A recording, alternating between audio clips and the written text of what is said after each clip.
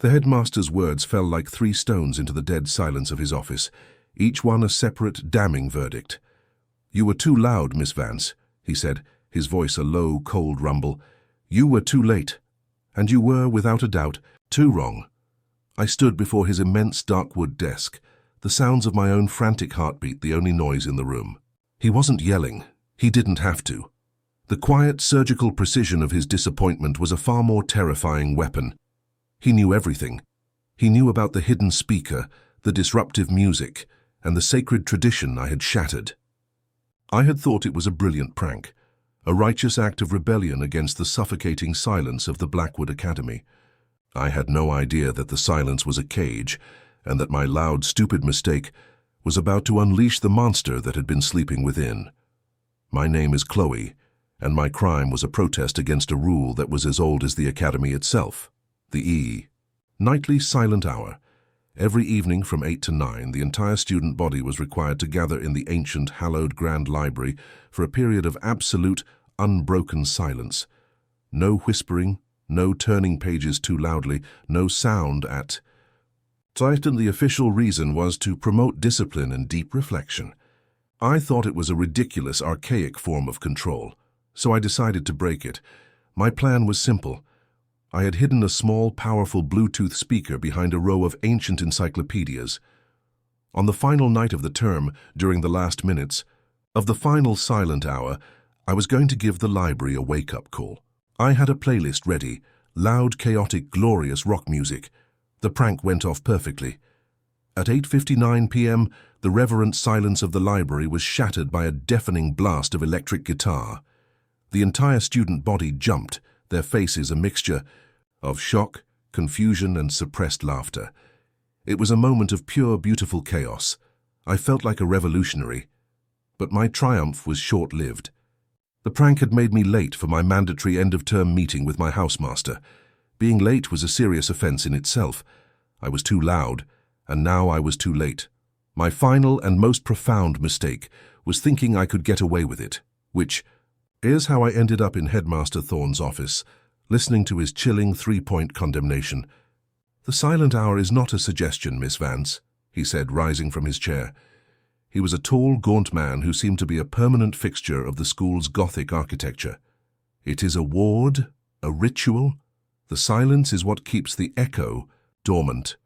"The echo," I stammered, a flicker of genuine fear cutting through my defiance. "The founder of this school, Alistair Blackwood, did not build this library to house books," the headmaster explained, his voice dropping to a conspiratorial whisper. "He built it as a prison. He trapped a sound-based entity, a creature of pure chaos and mimicry, within its very foundations, an echo demon. The ritual of absolute silence is what starves it, what keeps it weak and contained. Your performance has woken it up.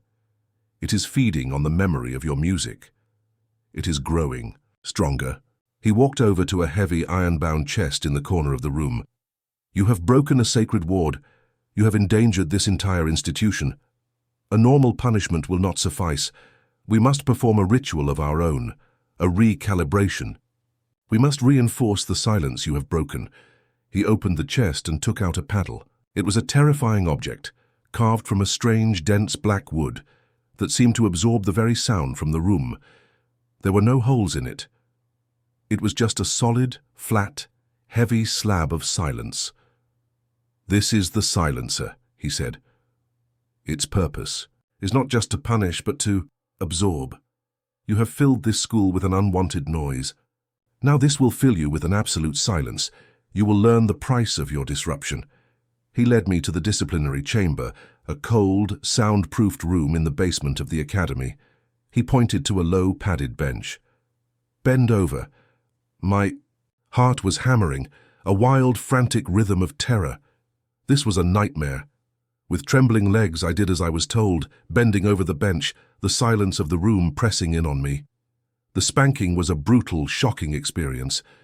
The black paddle landed with a heavy, sickening thud that made no sound, yet I felt the impact as a deep, jarring shockwave through my entire body. It was pain without sound, a silent, internal explosion. Thud. "For being too loud," the headmaster's Voice was a low chant. Thud. For being too late. Thud. For being too wrong. With each of the 10 silent strikes, a strange thing happened. The world around me grew quieter. The sound of my own sobbing began to fade. The sound of my own frantic heartbeat grew distant. The paddle wasn't just hitting me, it was stealing the very concept of sound from my perception. When it was over, I was a trembling, aching wreck. "It is done," the headmaster said. "The silence is reinforced." I stumbled back to my dorm room, my body a canvas of throbbing pain. I collapsed onto my bed and fell into a deep, dreamless sleep. The true horror began when I woke up. The world was completely, utterly silent. I could see the birds singing outside my window, but I couldn't hear them. I could see my roommate talking to me, her lips moving, but no sound reached my ears. I tried to speak, to scream, but my own voice was a silent movie. The punishment had been a curse. I had been spanked into a world of absolute, profound deafness. But it was worse than that. In the center of that deafening, terrifying silence, a new sound began to emerge. A sound that was not from the outside world, a sound that was playing only for me, directly inside my head. It was a faint, distant, horrifying scream. The scream of the echo demon, the one I had woken up. I had filled the school with noise, and my punishment was to be trapped in an eternal silence, with nothing but the sound of a monster for company. My new world was a silent, terrifying film. Life continued around me, a pantomime of laughter, conversation, and concern, but I was trapped behind a wall of absolute soundlessness. The curse was a perfect, cruel irony. My punishment for creating noise was to be imprisoned in a silence so profound it was a torture in itself, but it was not truly silent. The scream of the echo demon, the entity I had awakened, was my constant companion. It was a thin, high-pitched wail at the back of my mind, a sound that was always there, a razor's edge of pure chaos that was slowly sawing away at my sanity. The haunting grew more insidious. The demon, a creature of mimicry, began to learn. It started to use the voices of my friends against me. I would see my roommate, Sarah, look at me with a worried expression, her lips moving to ask if I was okay. But the voice I would hear in my head, a perfect imitation of hers, would whisper, "They all think you're a freak now. You deserve this." I would see my teachers trying to speak to me, but the demon would twist their words into a chorus, full of accusations and insults. It was a psychological war, and the battlefield was my own mind. I was completely, utterly alone. I knew I was in a race against time before I either went completely mad or the demon grew strong enough to shatter its prison and escape into the world. My only hope was to understand the curse. I couldn't speak, but I could still write. I sought out the one person in the academy who I sensed was also a guardian of its secrets. Mrs. Albright, the ancient, timid librarian. I found her in the dusty, quiet archives. I wrote a frantic, desperate note on a piece of parchment, my hands shaking. The silent hour. I broke it. Now I can't hear anything but a scream. "Please, you have to help me." She read the note, and her face, a roadmap of pale, wrinkled parchment, seemed to crumble. She looked at me with eyes that held a century of fear. She knew. She led me to a hidden, locked section of the archives and showed me the founder's journal. The journal revealed the full, horrifying truth. The echo demon was a creature of pure sound and chaos that the founder had trapped within the library's very foundations. The ritual of the silent hour was the only thing that kept it weak. The journal ended with a terrifying, cryptic warning. Should the echo ever be awakened by a great disruption, it can only be re-imprisoned by a sound more powerful than its own chaos. The cacophony of one must be answered by the harmony of many. The harmony of many. I understood. I couldn't break this curse alone. I needed the unified will of the very students I had once mocked for their quiet obedience. The scream in my head was growing louder, more frantic. I could now feel its psychic screams as physical vibrations in the floor of the library. Cracks were beginning to appear in the stone walls. The demon was on the verge of breaking free. The next silent hour was our last chance. That evening, as the students filed into the grand library, the atmosphere was thick with a new palpable fear. The vibrations were stronger now, a low, ominous hum that everyone could feel. I walked to the front of the hall, to the large rolling chalkboard used for announcements. My heart was a frantic drum, but my purpose was clear. I picked up a piece of chalk and I wrote, "The screaming will not stop unless we are all truly silent. The thing I woke up is trying to break free. I can't speak, I can't hear you, but we have to fight it together. Focus on peace, focus on harmony. Hum with me, save us." I turned to face the hundreds of confused, terrified students. The demon in my head was now a deafening, triumphant roar. It knew I was trying to fight back. It assaulted me with the voices of my parents, telling me I was a failure, a disgrace. They ignored it. I closed my eyes, took a deep breath, and began to hum. A single, low, steady note. A note of pure, desperate hope. For a moment, nothing happened. The students just stared. But then one student, a quiet freshman in the front row, saw the genuine pleading terror in my eyes.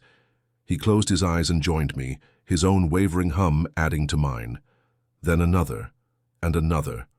Soon the entire library was filled with the sound, the unified, meditative hum of hundreds of students, their collective will focused on a single point of harmony. It was a sound of incredible power, a pure, orderly wave of intention that was the complete opposite of the demon's chaotic screams. The roar in my head faltered.